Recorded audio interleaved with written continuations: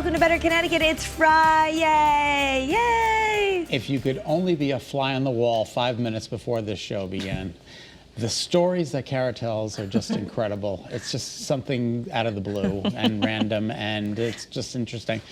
So today was a story about a song named Laura. Well, you'd have to go way back. My mom used to sing a song when I was really little, and it's about tell Laura I love her. And she left a ring on the train tracks, and then she went running back. Didn't end well. Left a ring in the car. The car was stalled in the train tracks. She went running back, and the man is singing "Tell Laura I love her." Does anyone remember? It must be really old, like from Doo Wop. Let us know. You can. Rich Vitale remembers. Yeah. Okay. Well, that's very good. Laura, I love well, her. in the prompter it says "still snowing." Every day it's just going to keep snowing until eternity. In July we're going to be still seeing in the prompter still snowing. Actually, Nicole posted something funny on Instagram today, and I laughed out loud because it said, this winter, it's like winter's having an argument with us, and then it's yelling at us and saying, and one more thing, and one more thing. Just when you thought you fixed everything, and one more thing. And one more thing. So yeah, the storm's going to wrap up by about 8, 9 o'clock tonight, and then we're going to have a beautiful weekend. It's going to be cold. Okay. But of course, But what if you want to head out tonight? Yeah, you'll be fine. Just be careful. The roads are compromised. The side roads and tertiary roads, because sometimes it wasn't enough to plow. And then, what do you do? And then you got the slush out there. Kind of depends on where you are and how well they plowed, and right? Especially along the shoreline. They picked up like 6, 7 inches of snow yesterday, whereas inland Connecticut got less, but it's just lightly snowing throughout the day today. Mark and Bruce will have more information on that coming up. My favorite story of the day. This is just terrible. You know what they say about ill-gotten gains? They actually harm you. So I don't know, these two women. Love it. Tell us what happened. So 2 women. Yep. They go to get a vaccine. Yep. But they're not the right age, so they dress up like grannies. They dressed up like grannies. In Florida. Of course, in Florida, where everything happens in Florida. And they went in, and I don't know how they even got. Nobody knows how they got the first vaccinations. Right, but they went to get another one. They had bonnets, gloves, glasses, and they were only 44 and 34. We don't have any pictures, right, Jamie? No. It's too bad, because I really would love to see these women. But they were caught. They were caught. It's like putting a mannequin in the passenger seat so you can use the HOV lane. That's what I equate this to. It's the same exact thing. No, but it's worse. You're going to get caught. But it's worse because they took 2 shots from people who needed them. That's a John Denver song. I took 2 shots, got no ducks, and cold, cold hands. So they're going to get trespassing or something like I don't know what crime.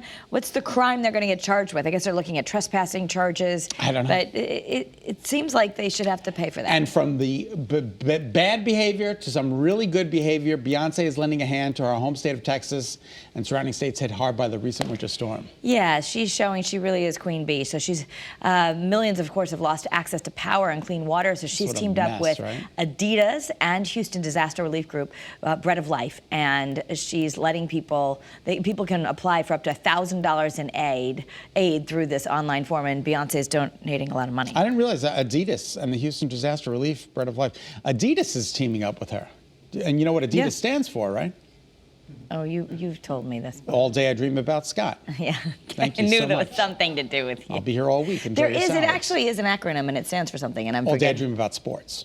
Is that what it is? Yes. Oh, that's for real. Okay. Yeah, I'm pretty sure that's it. Okay. But I changed it a little less on the last time. When you know you're done with something, why not just get done with it? You know what? I just think this is so sad, and I just have a feeling they're not going to be happy with the outcome. There's 2 thoughts here, though. No, we're talking about the royals. Yeah. Harry and Meghan already said that they were leaving their official royal duties. Right. People called it Megxit. And depending on where you are, actually, it says younger people tend to really appreciate what Meghan did, that she's going to stand on her own 2 feet. Other people really find it upsetting, like you do. But they were supposed to be done March 31st. They're officially done now with their royal duties. Now, the Queen said something along the lines, you can't continue this life of, they've chosen to not continue this life of public service, but they went right back and said, no, service is universal. Right. And we can still serve even though we're not royals. I understand that, but you married into the royal family. What were you expecting? But it takes 2. Harry, I think, really sympathized with so much of what his mother, Princess Diana, went through, and he didn't want that for his family. I just hope they're happy with their decision. I know I would not be, but they're living out in California in an $11 million house. I mean, but making they don't have to their cut own all money. ties with the royal family. Just cutting. They're still going to be family. They're just not going to have the royal jobs. Right. Same thing. Same thing. Anyway, we're moving on. Country music legend Dolly Parton is turning down a statue in her honor. She asked state lawmakers to remove a new bill that would put up a statue of her on the Tennessee state capitol grounds. She says, I agree with her. She says it's just not the right time. She's just like, listen, we're everything in the middle of a world. pandemic. Let's not make a statue for me. Let's not put me on a pedestal. And you got to give. She said maybe in many years to come. And she'll accept the statue, but right now is not the right time for the Dolly Parton statue. That's coming from her. Yes, and I think she's so down to earth, and she certainly has been through, lots of human trials and tribulations, and I think people appreciate that lawmakers are there with all these important things to decide. Why are they worried about making a statue for her? Exactly. You got a lot going on in the world. Especially after the shooting in Nashville and other things. The whole thing. There's a lot of stuff going on. Just a mess. So you want to get your kids out of the house? Tell them to go find Pokemon, because there's a Pokemon Go event on Saturday, the biggest one ever. It's the first ever global event. They can play with people all over the world. I don't understand the game. I know, you don't. You're going to have to dumb it down. It's an app on your phone. Right. And it connects with your GPS, and you can go out to parks, restaurants, or even in your own house. Do you get prizes if you catch the Pokemon? Yeah, you win the little Pokemon Go, and you get points and all this. And it was huge a few years ago. Do you get cash? That's what I want to know. Don't know that you can get money. No. I'd say if there's not money involved, no. This really doesn't have any enticing. Little. Well, I guess that's not true. You win little A lot of things. games are fun, but The one thing I'm wondering is when we first were reporting about Pokemon Go years ago, and tons of people were showing up at the same park or restaurant in this time of the pandemic. You don't want crowds anywhere. You don't want crowds. But maybe they've adjusted for that. That's what I wasn't sure if this is going to create some kind of craze that we can't handle right now. And Jamie, our executive producer, caught a Pokemon in front of us. Pokemon. Pokemon. She caught one of them. At her desk. At her desk. We opened up the app today, and there was a Pokemon Go. There was a Pokemon right there by her desk. I didn't see it, but to prove that you could be anywhere, so she said your kids could maybe just run around the house. But it's supposed to be at least sunny out this weekend, so even just have them run around their yard and look for Pokemon. Or man. All right. Pokemon. M-O-N. M-O-N. Pokemon. All right, there's a new documentary that is taking a look at one of the world's biggest video game companies, actually the biggest, Nintendo. Yeah, which is really cool. I didn't realize Nintendo goes back to the 1800s as a card-playing company. I did not know.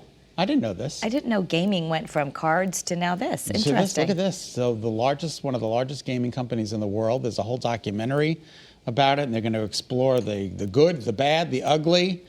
I don't know. I think it's interesting because it might be something you could actually watch with your kids, and they're learning. It certainly is a big movement. So you get to learn the history behind this amazing company, and your kids will enjoy it. And controversies. What kind of controversies are there in I don't know. We'll have to watch the documentary.